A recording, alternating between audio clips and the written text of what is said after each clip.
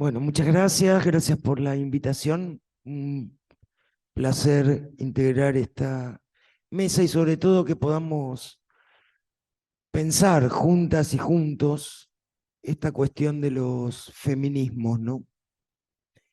Eh, los feminismos y el pensamiento nacional. Decía don Arturo Jaureche cuando le preguntaban qué es el pensamiento nacional, él con su capacidad de síntesis enorme decía: lo nacional es lo universal visto por nuestros ojos.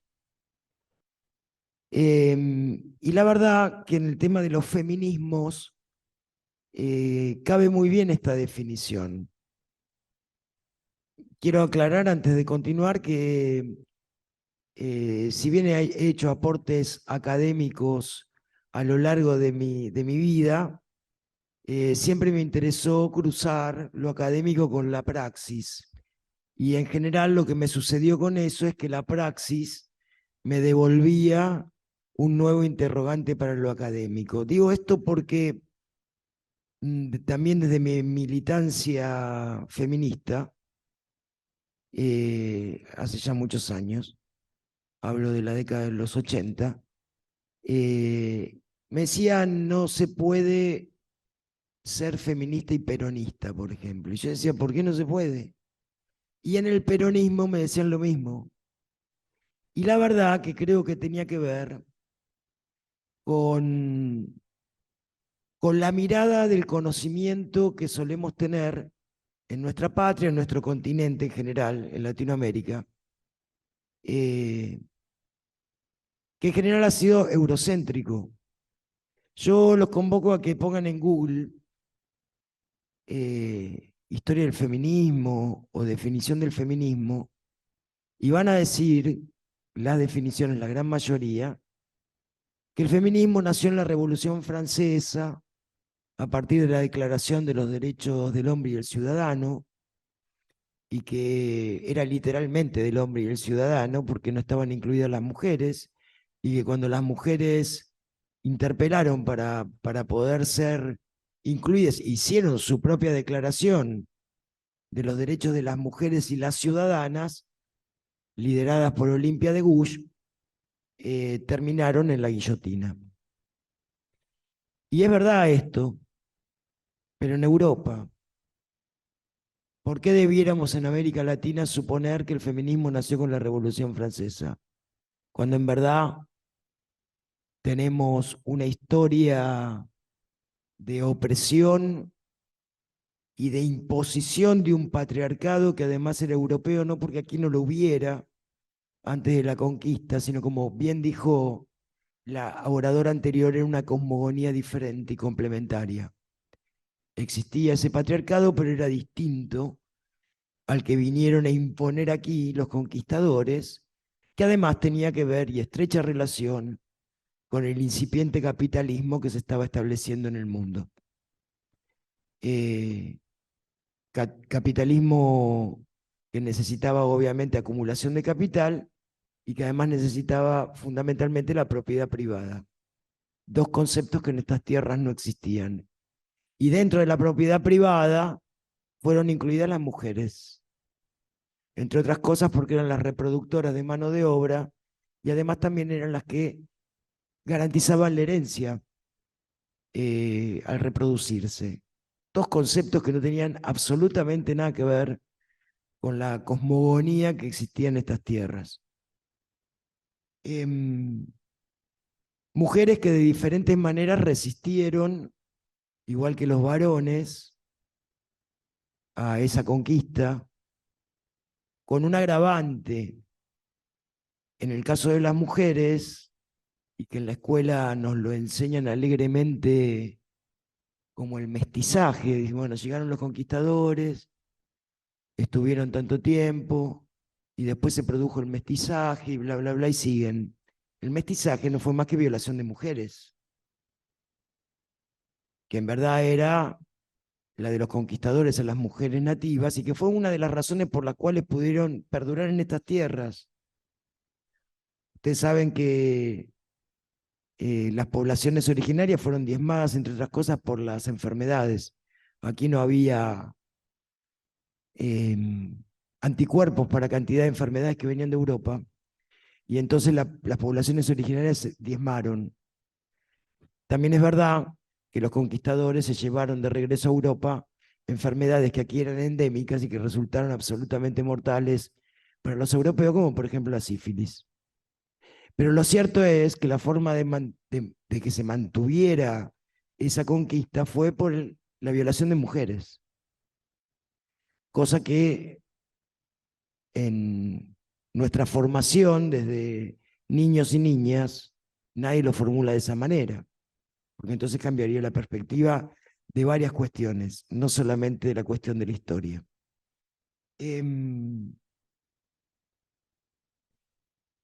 Hay un problema con los feminismos y el pensamiento nacional en la Argentina.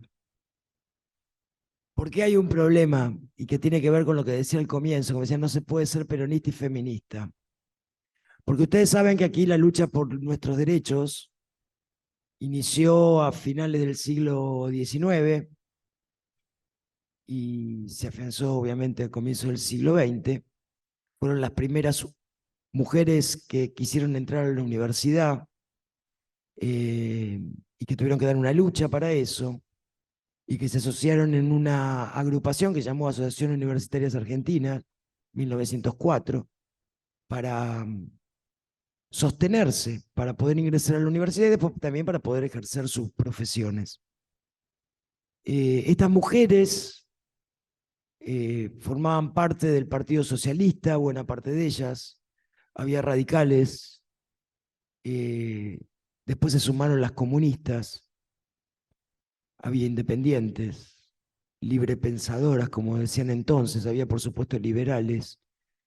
Y resulta que todas estas mujeres que dieron una lucha enorme, primero por los derechos civiles en 1926, después siguieron con los derechos políticos, y ahí rompe una fuerza que es el peronismo, a partir de 1945, que lo que hizo fue nuclear a todos aquellos partidos políticos y fuerzas que en el marco de la Segunda Guerra Mundial, estamos hablando, calificaban al peronismo de movimiento nazi, se nuclearon. Y ahí fueron las mujeres también porque eran parte de ese partido. Y resulta que en el peronismo surgió una figura como la de Eva Perón, y además un presidente que fue Perón, que de entrada, en su primer gobierno, habló del derecho de las mujeres y que luego se fue realizando. Eh, estas compañeras sufragistas, feministas, quedaron de la vereda enfrente. Y entonces, cuando se logró la ley del voto, 1947, la ley 13.010, se enojaron cuando eran ellas las que habían luchado, y es más, cuando Eva recibe de mano del gobierno nacional esa ley de manera simbólica, lo dice en su discurso, fue el fruto de años de lucha.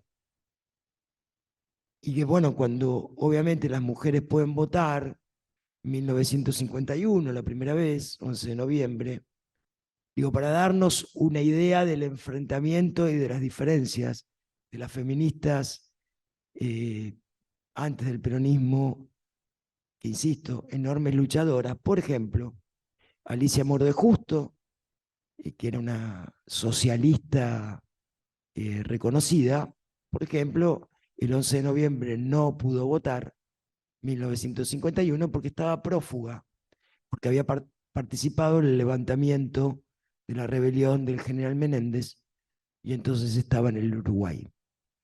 Digo, este tipo de enfrentamientos con el peronismo se, se fue extendiendo en el tiempo aún después de derrocado Perón, eh, porque además las universidades que existían entonces también eran antiperonistas. Hablaba la oradora anterior de la historia social, ¿no? Como escuela.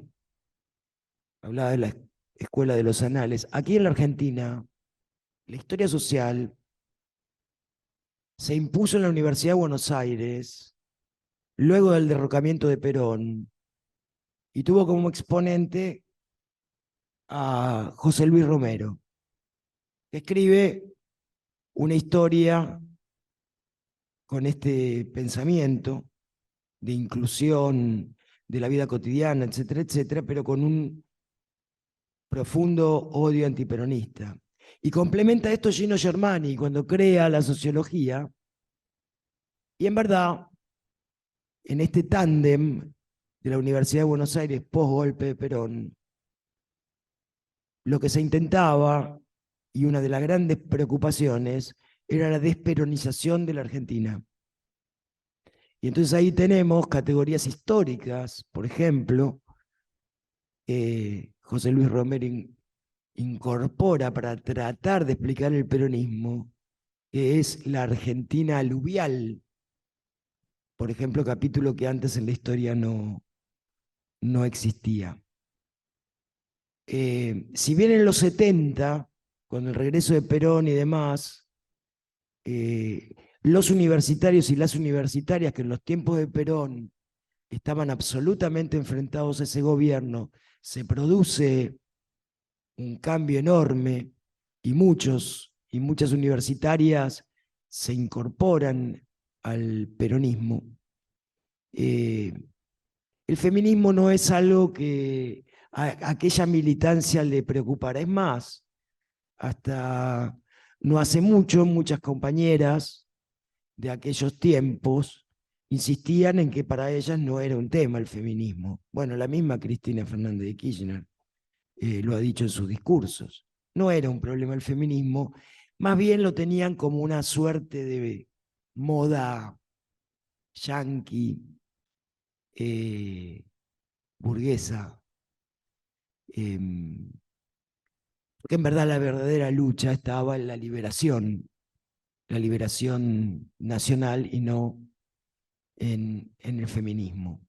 Paralelamente, después de los 70, ya fines de los 80, principios de los 90, sí empiezan a proliferar aportes, y sobre todo se empiezan a crear cátedras de género en las universidades, de donde vinieron cantidad de aportes para la construcción de este pensamiento. Pero ¿qué ocurrió? Lo mismo. Esas universidades abrevaban en fuentes que tenían que ver fundamentalmente con Europa y con Estados Unidos. Y entonces ahí todas leímos cantidad de autoras teóricas, feministas, pero que tenían otra mirada.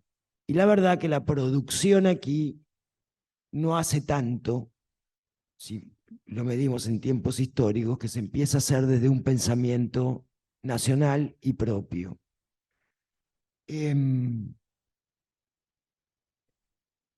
Yo les decía que, si bien he hecho aportes académicos, me interesaba fundamentalmente cruzar lo académico con la praxis, ¿no? Vengo de un municipio que es el municipio de Moreno, presidido por una mujer, la intendente Mariel Fernández. Yo soy la presidenta del Consejo Deliberante y el 80% del gobierno municipal de Moreno somos mujeres. Hay mujeres a cargo de la obra pública y manejan obradores, hay mujeres a cargo de la salud, del medio ambiente, etcétera, etcétera. Hay mujeres en el rubro de seguridad, hay mujeres en cantidad de espacios de gobierno donde en general las mujeres no tenemos cabida. Y hay sobre todo, y creo que esto es parte de este feminismo nacional y popular, una profunda confianza de la construcción comunitaria,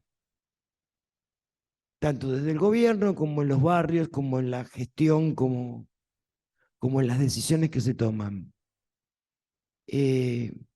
Esta construcción comunitaria femenina tiene varias fuentes, si quieren.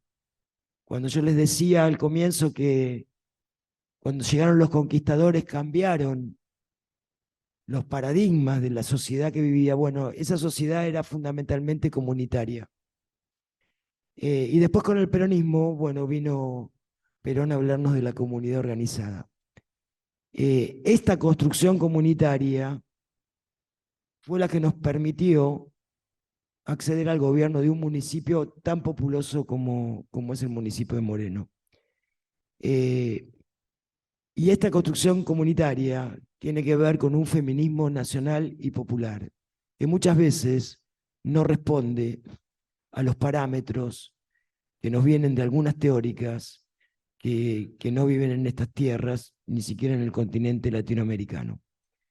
Me parece que es un campo bastante inexplorado, muy incipiente, pero me parece que el aporte a la construcción teórica es importante para, bueno, como eh, en todos los caminos del conocimiento, a medida que se vive, se produce teoría, y a medida que se produce teoría se enriquece la vida. Por lo menos esta es mi concepción. Creo que es un campo que todavía está orégano, diría mi abuela, eh, y que en verdad vale la pena el esfuerzo, porque en definitiva tiene que ver con la liberación, esa que las compañeras de los 70 no se daban cuenta, que en la base de aquella liberación nacional estaba esta liberación patriarcal, un patriarcado que tiene que ver con el capitalismo, que tiene que ver con la desigualdad, que tiene que ver con la opresión, que tiene que ver con el colonialismo, y que es parte de esta lucha que todavía hoy seguimos dando. Bueno, muchísimas gracias.